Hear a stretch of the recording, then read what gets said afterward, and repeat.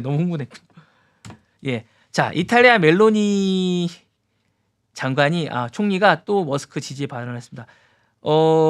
멜로니 총리가 적극 옹호하면서 유럽 내 논란을 했습니다. 멜로니 총리가 지난 9일날 송년 기자회에서 머스크가 민주주의에 위협되지 않는다라고 얘기했습니다. 최근에 머스크가 여러 가지 X에다가 여러 가지 이야기를 했습니다. 그러면 스페인에 관련돼서도 먼저 그쪽에서 뭐 발언을 하면서 이제 문제가 있다고 얘기를 하고, 영국 총리도 이제 저격하는 발언을 하고, 그다음에 뭐 독일에 관해서도 이제 저격하는 발언을 했는데, 이거와 관련해서 멜로니 이제 총리가 머스크가 문제가 아니다. 머스크는 뭐 기본적으로 좌파가 문제가 되느냐, 그 정치 성향의 문제가 아니라 이 부분은 뭐 그냥 자신의 의견을 얘기했고 민주주의고 여러 가지 얘기를 할 수 있을 뿐이다. 오히려 문제가 되는 건 소로스야말로 뭐 재정적 지원을 받은 게 없고, 오히려 소로스 같은 사람이 오히려 전체 민주주의 문제가 된다라고 얘기하는 게, 그러니까 이렇게 자유의사를 얘기하는 사람이 문제가 되는 게 아니라 소로스처럼 자신이 그냥 이렇게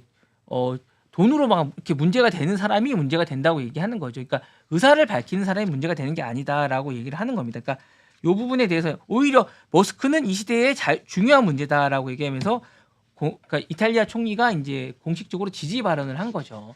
그러니까 오른쪽에 보시면 근데 전통적으로 이제 멜로니는 머스크에 대해서 공식적으로 계속 지지 발언을 해왔던 인물 중에 하나입니다. 그러니까 두 사람은 기본적으로 계속 친화적인 인물이었으니까, 기본적으로 이제 조르자 멜로니 이탈리아 총리는 최근 몇 년 발언에서 계속 머스크를 지지해 왔습니다. 그러니까 최근에도 이제 트럼프 마라라고 쪽에 가서 이제 만나기도 했었고, 그러면 스페이스X에 대해서 뭐 긍정적으로 이제 이탈리아에 도입하겠다라는 이야기도 하고 막 그랬었는데, 2024년 9월 20일 뉴욕 회동에서도 멜로니 총리는 머스크 CEO와 이제 뉴욕에서 만난 세계 시민상 시상식에서도 대화를 나누면서 다정한 모습을 보이기도 했었고요.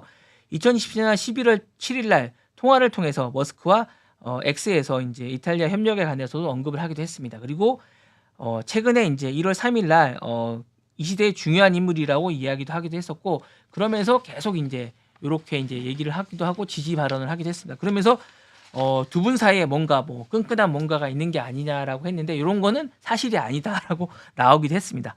그러면서 이제 여러 가지 이야기도 했는데, 왜 이렇게 이제 멜로니는 이제 지지를 하고 있느냐라고 얘기를 했을 때, 기본적으로 이 부분에 대해서 이제 혁신과 기업가 정신을 존중한다고 했습니다. 그리고 소셜미디어 글로벌 플랫폼의 중요성에 대해서 기본적으로 이 멜로니 총리는 되게 이 부분에 대해서 되게 강조를 하고 있습니다. 그리고 경제 및 기술 협력이 중요하다고 얘기를 하고 있습니다. 그리고 이 총리는 반기득권 정서의 어떤 머스크에 대해서 되게 공감을 하고 있습니다. 이 부분에 관해서. 그러니까 이런 것들이 맞물리면서 힘을 갖고 있는 것 같습니다.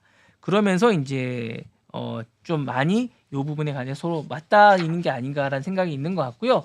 기본적으로 이제 약간 이제 멜로니의 요 성격은 약간 이제 좌파적인 약간 요런 성격의 좀 이런 것들이 머스크와 좀 맞닿아 있으면서 좀 잘 맞는 게 아닌가라는 성격이 있으면서 둘이 뭔가 이슈를 만들어 가면서 잘 맞는 것 같습니다. 그러니까 유럽의 전체적인 주류 쪽이 아닌 이탈리아가 요 부분이 서로 맞닿아 있으면서 여론을 형성해 가는 어떤 그런 과정이 아닌가라는 생각이 듭니다. 그러면서 좀 되는 게 아닌가라는 생각이 듭니다. 네. 자, 다음 소식 잠깐 말씀드리겠습니다.